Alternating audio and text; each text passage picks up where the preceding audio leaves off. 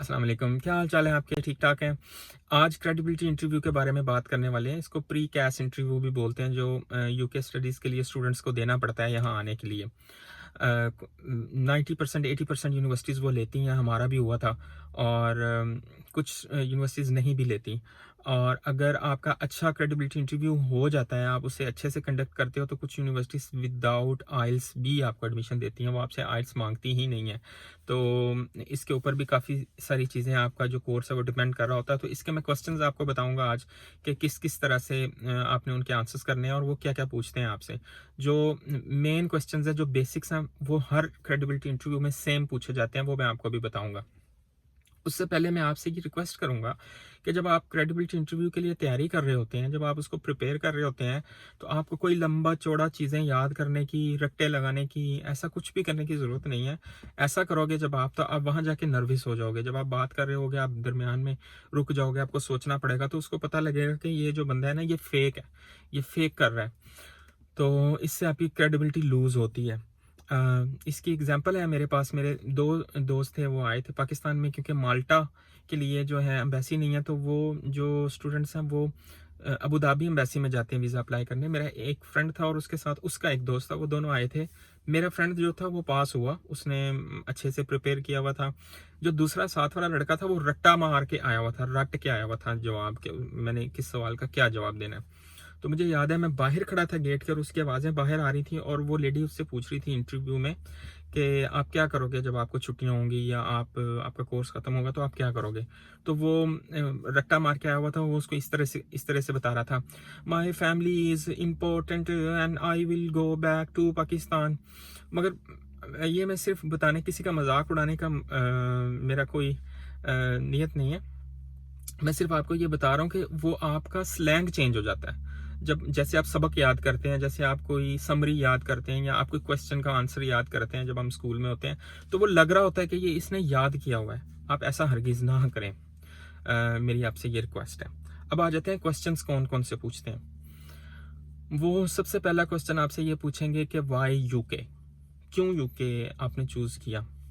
तो उसके बहुत सारे आंसर्स हो सकते हैं। कोई भी जो आपको सूटेबल लगता है, आप उनको ये बोल सकते हो कि यूके मुझे पसंद है, ये मल्टी कल्चरल मुल्क है, यहाँ पे इंसानी हकूक़ हैं, ह्यूमन राइट्स हैं, यहाँ पे जो है हमारे जो बहुत सारे लीडर्स हैं, जैसे पाकिस्तान के जो लीडर थे कायद आज़म मोहम्मद अली जनाब, वो यहाँ से पढ़ के गए थे।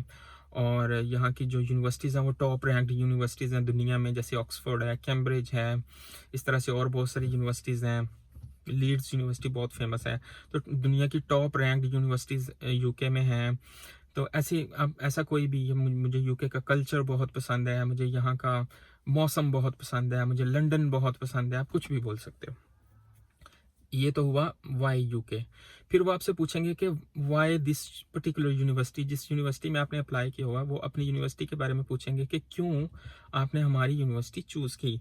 तो उसका आंसर आपने, जब आपने क्रेडिबिलिटी इंटरव्यू देना है, उससे पहले आपने उस यूनिवर्सिटी के बारे में अच्छे तरीके से इंटरनेट पे रिसर्च करनी है। इसकी रैंकिंग क्या है, इस यूनिवर्सिटी के रिव्यूज़ क्या हैं, और हर एक यूनिवर्सिटी में आपके इंडिया के या पाकिस्तान के, आपके होम कंट्री के अच्छे कुछ जो हैं नामवर, कोई फेमस लोग पढ़ के गए होते हैं, आप उनके नाम ले सकते हो। आप ये बता सकते हो कि मुझे आपकी फ़ीस जो है ये कम लगी दूसरों से, मुझे अपना कोर्स आपकी यूनिवर्सिटी में ज़्यादा सूटेबल लगा। जिस शहर में वो है, फॉर एग्जांपल लंदन में, तो आप कह सकते हैं लंदन मुझे बहुत पसंद है, ये लंदन में मेरे फेवरेट सिटी में भी है यूनिवर्सिटी, और मैंने इसके ऑनलाइन रिव्यूज़ पढ़े। तो हर यूनिवर्सिटी के अच्छे रिव्यूज़ तो होते हैं। तो ये आपका जो है ना पंच, ये हर यूनिवर्सिटी के क्रेडिबिलिटी इंटरव्यू में लगेगा। आप उनको बोल सकते हो कि मैंने ऑनलाइन इसके रिव्यूज़ पढ़े, बहुत अच्छे हैं, आपकी यूनिवर्सिटी के स्टूडेंट्स के रिव्यूज़ बहुत अच्छे हैं, मेरे कुछ फ्रेंड्स यहाँ पढ़ते हैं, उन्होंने बहुत तारीफ़ की है। कुछ इस तरह की बातें, मिलती जुलती कोई भी इसके इर्द गिर्द की कोई बात अगर आप करेंगे, तो ये एक अप्रोप्रिएट आंसर होगा। तीसरा क्वेश्चन वो आपसे पूछ सकते हैं, सम टाइम वो आपसे पूछ लेते हैं कि आपको कौन स्पॉन्सर कर रहा है। ऑब्वियसली आप स्टूडेंट हैं, आप एफएससी करके आ रहे हैं, बीएससी करके आ रहे हैं, तो आप कोई बिजनेसमैन तो हैं नहीं।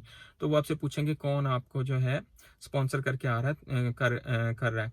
अगर आपके पेरेंट्स कर रहे हैं, तो आपको उसका आंसर पता होना चाहिए। एक आपके जहन में बात होनी चाहिए कि आप उनको बोलोगे कि हमारा फैमिली बिजनेस है, मेरे फादर जो हैं वो मुझे स्पॉन्सर कर रहे हैं मेरी स्टडी के लिए।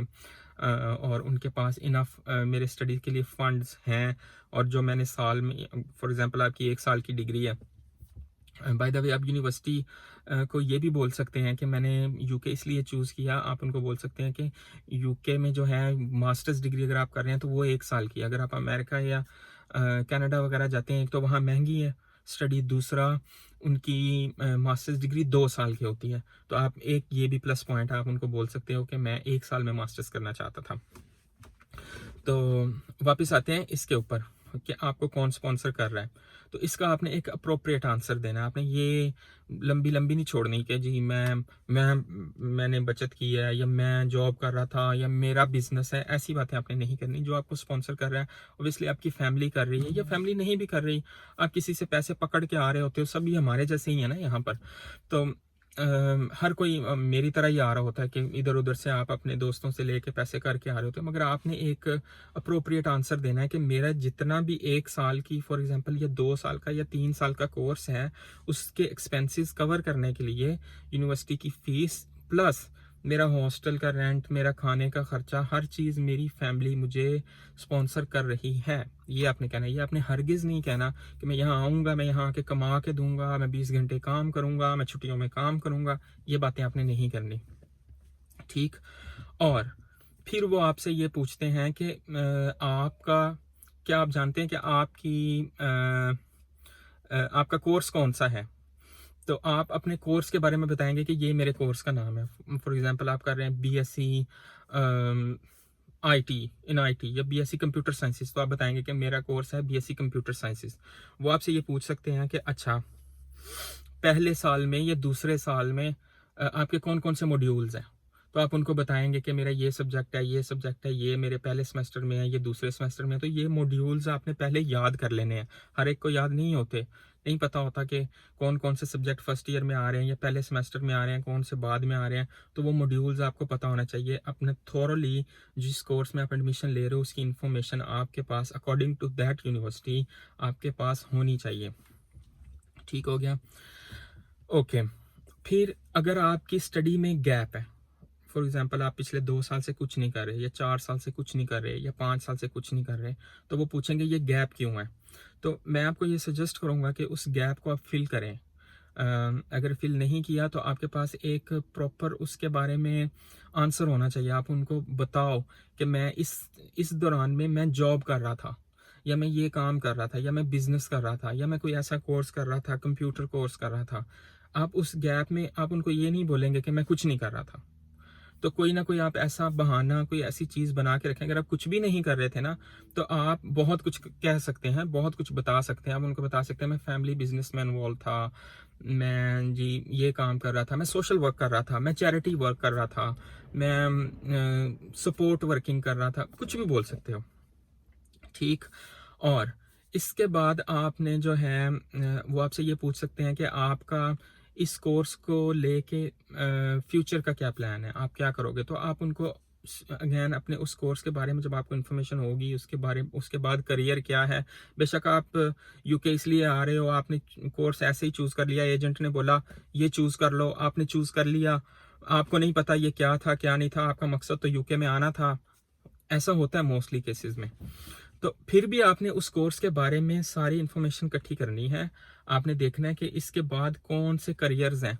तो आपने उनको बताना है कि जी मुझे ये अट्रैक्ट किया इसके बारे में। फॉर एग्जांपल कंप्यूटर साइंसेस है, इसकी बहुत स्कोप है आगे, इसके बहुत ज़्यादा दुनिया में वैकेंसीज जनरेट हो रही हैं। मेरे मुल्क में जो है, हमारा जो मेरा इंडिया है या पाकिस्तान है, वहाँ इसकी बहुत ज़्यादा अभी डिमांड आ रही है डेवलपिंग कंट्रीज़ में। तो मैं वापस आके यहाँ, बेशक आप वापस जाना नहीं चाहते, मगर आप इस सवाल का जवाब यही दोगे कि आप वापस अपने कंट्री में जाओगे, आप वहाँ सर्व करोगे, या अपनी कोई कंपनी खोलोगे, या अपनी आईटी मैनेजमेंट की कोई फर्म खोलोगे, या कुछ भी करोगे। उसका आंसर आप एग्जैक्टली यही दोगे। आप ये नहीं कहोगे कि मैं यूके में ही सेटल हो जाऊंगा, मैं यहाँ स्पॉन्सरशिप ढूंढूंगा। आपकी जो भी इंटेंशन है, आपने कहना यही है कि मैं अपनी स्टडीज़ कंप्लीट करके वापस जाऊंगा। ओके। और वो आपसे पूछ सकते हैं कि जब आपको छुट्टियां होंगी तो आप क्या करोगे। तो आप उनको बोल सकते हो कि जब छुट्टियां होंगी तो मैं वेकेशंस में स्कॉटलैंड देखने जाऊंगा, या मैं आयरलैंड देखने जाऊंगा, मैं ये यूरोप देखने जाऊंगा, मैं थोड़ा घूमूंगा, मैं थोड़ा अपने आप को टाइम दूंगा, या मैं बैक होम जाऊंगा पाकिस्तान या इंडिया, मैं अपनी फैमिली को विज़िट करूंगा, अपने पेरेंट्स को विज़िट करूंगा, इस तरह का।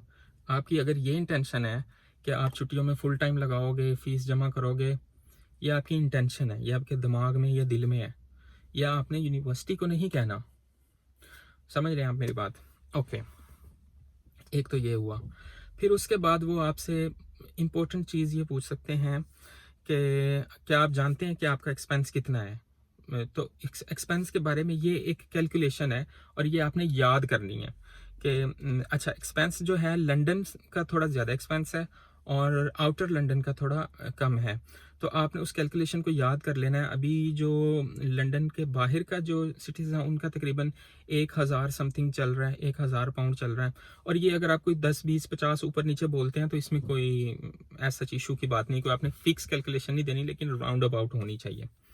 आप उनको फॉर एग्जांपल आप जा रहे हैं बर्मिंघम में, या आप जा रहे हैं कोवेंट्री में, तो वो पूछेंगे कि क्या आप जानते हैं कि आपका कितना एक्सपेंस है साल का, महीने का कितना एक्सपेंस है? तो आप बताएंगे जी मेरा एक महीने का 1050 एक्सपेंस है, 1040 एक्सपेंस है, या 1100 एक्सपेंस है। तो वो पूछेंगे आपसे कि वो कैसे है, आपको कैसे पता कि वो कैसे है? तो आप उनको बताएंगे कि मेरा ये जो एक्सपेंस है, इसमें मेरा 600 रूम का अकोमोडेशन का रेंट है, 200 पाउंड की मेरी ग्रोसरी आएगी, 100 पाउंड का मेरा जो है ये लगेगा महीने का बस में या ट्रेन में आने जाने का जो पास होगा यूनिवर्सिटी आने जाने का वो लगेगा। तो कुछ पैसे वैसे भी खर्च हो जाते हैं कभी चाय कॉफ़ी पे। तो टोटल मेरा अंदाज़ा ये है कि मेरे इतने पैसे लगेंगे, ठीक है। और इसी तरह से अगर आप लंदन के अंदर आ रहे हैं तो आप उनसे ये कहेंगे कि 1300 तकरीबन 60 पाउंड आजकल चल रहे हैं। तो आप उनको इसके आगे पीछे बता सकते हो, लाइक आप उनको 1400 पाउंड बता सकते हो महीने का खर्चा। तो अगेन फिर आप वो ब्रेक डाउन करके भी बताओगे अगर वो पूछेंगे। अगर वो ऐसे पूछते हैं आपने बता दिया तो फिर आपको डिटेल में जाने की ज़रूरत नहीं है। और कीप इन माइंड कि जितना आपसे पूछा जाए आपने उतना आंसर करना है, आपने ज़रूरत से ज़्यादा बातें बिल्कुल भी नहीं करनी। ओके, और एक और इम्पोर्टेंट चीज़ जो है आखिर में मैं आपसे वो भी डिस्कस करता चलूँ कि सम टाइम क्या होता है कि हम अपना कोर्स चेंज कर लेते हैं। फॉर एग्जांपल हम पहले पढ़ रहे थे कंप्यूटर साइंस, और यूके में ये ऑप्शन है कि आप अपना करियर बिल्कुल चेंज कर सकते हैं, स्विच कर सकते हैं। कंप्यूटर साइंस अगर आप मेडिकल साइंस में आना चाहते हो या बायोमेडिकल में आना चाहते हो तो आप उसमें भी आ सकते हो। तो वो आपसे पूछेंगे कि जी ये आपने क्यों चेंज किया? तो उसके लिए आपके पास एक प्रॉपर रीज़न होनी चाहिए। जिस कोर्स में आप जा रहे हो उसके ये बात मैंने पहले भी आपसे कही कि उसके बारे में आपकी एक रिसर्च होनी चाहिए कि इसमें आगे क्या फ़ायदा है।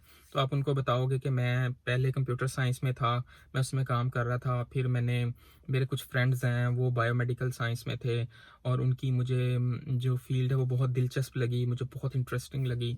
तो मैंने उनसे कहा कि मैं किस तरीके से आ सकता हूँ। तो उन्होंने कहा कि यूके में आप इस तरह से चेंज कर सकते हो, अपना करियर चेंज कर सकते हो, या अपना जो बिल्कुल टॉपिक है उससे हट सकते हो, अपनी फील्ड से आप दूसरी फील्ड में जा सकते हो। तो मैंने सोचा कि क्यों ना मैं भी ये करूं, तो इस वजह से मैंने ये स्विच किया है। तो इस चीज़ को आपने बहुत ज़्यादा ध्यान से स्टडी करके, मतलब जो चीज़ आप करने जा रहे हो या जिस चीज़ के बारे में आप जिस चीज़ में एडमिशन ले रहे हो उसके बारे में आपकी रिसर्च होनी चाहिए। आप ऐसे मुंह उठा के नहीं बैठ जाएंगे, बस इतनी सी बात है। फिर आखिर में मैं दोबारा आपसे ये कहूँगा कि प्लीज़ आप उसको रट्टा नहीं लगाएं। आपकी इंग्लिश थोड़ी बहुत डगमगाएगी भी तो कोई मसला नहीं है, वो प्रिसाइज इंग्लिश बोलते हैं, आराम से बात करते हैं, आप भी आराम से बोल सकते हो। अगर आपको उनका क्वेश्चन समझ नहीं लगता तो आप उनको बोल सकते हो कि can you please say that again. वो माइंड नहीं करते, ये बिल्कुल एक नॉर्मल प्रैक्टिस है। और ऐसा नहीं है कि गोरों में ये नहीं होता, जो खुद गोरा अगर गोरे से भी बात कर रहा होगा तो उनको भी ये बात कहना पड़ती है। तो ये बिल्कुल नॉर्मल है, ये ऐसा नहीं है कि अगर आपको समझ नहीं आई तो आप पूछ नहीं सकते, मतलब आपकी इंग्लिश में कोई फ़र्क आएगा, ऐसा वो बिल्कुल भी नहीं सोचेंगे। तो अगर आपको किसी चीज़ की समझ नहीं आती आप उनसे रिपीट पूछ सकते हो कि मुझे समझ नहीं आई, प्लीज़ मुझे अपना क्वेश्चन रिपीट करें।